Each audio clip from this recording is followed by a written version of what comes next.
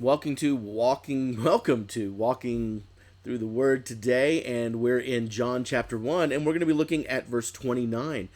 Because as Jesus is coming towards John the Baptist proclaims, "Behold the Lamb of God who takes away the sin of the world." Now, why is this a significant statement?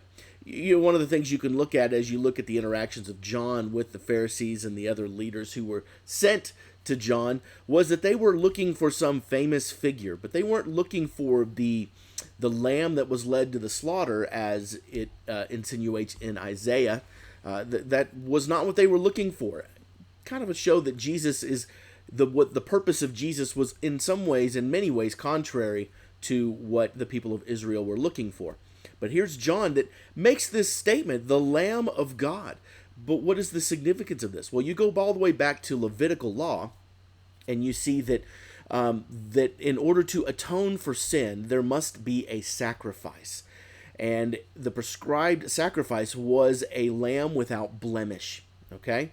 And so they would sacrifice, and particularly once a year, they would have the Day of Atonement, Yom Kippur, and they would sacrifice, and they would atone for their sins for the year. The problem is they had to do it every single year, because a lamb, even though it was without blemish, it wasn't still actually without blemish. It was born in this world. It was of this world. It had its own flaws, and if the lamb had grown up, there would have been issues with it. So what we needed was a pure lamb, and the Lamb of God that John is referencing here is that lamb, the lamb that was going to provide the once and for all sacrifice as prescribed by Levitical law. Remember, Jesus said, "I've come to fulfill the law." This is fulfillment of the law. He's there to sacrifice himself. It also satisfies. See, the lamb sacrifice was to satisfy judgment, to satisfy God's wrath. We know in Philippians that Jesus became less so that he might be the propitiation of our sin, the satisfaction of our sin. I know it's a big word, but basically he satisfies the wrath of God with his sacrifice.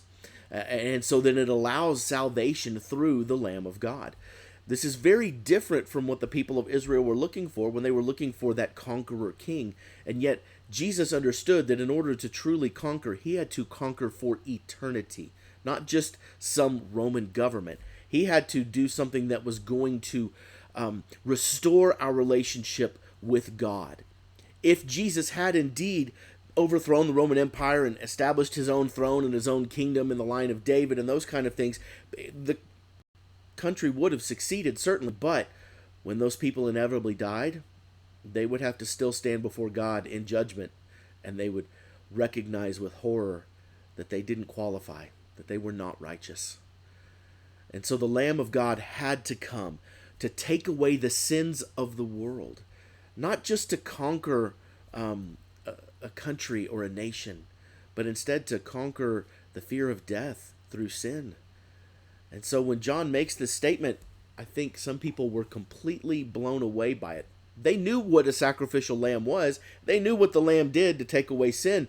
And yet here's John making a statement that says, here comes someone who's going to take away sin forever. And yet people still missed it.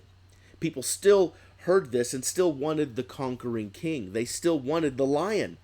But to be sure, in order for the lion to happen, he had to first become a lamb. This is a significant aspect of the person of Jesus and the purpose of Jesus. Jesus has always been and always will be the Lion of Judah. He will be the King of Kings and the Lord of Lords. But in order to have those titles, he first had to have the Lamb of God title. And so John is proclaiming this, and he says that this is the one I was telling you about. Remember a minute ago when John said, hey, here's a man who ranks before me because he was before me. This is it.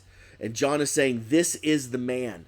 And this is a bit of a recap, if you will, because John's not talking about baptism right then and there. Instead, John is talking about, hey, when I baptized, this is what I saw.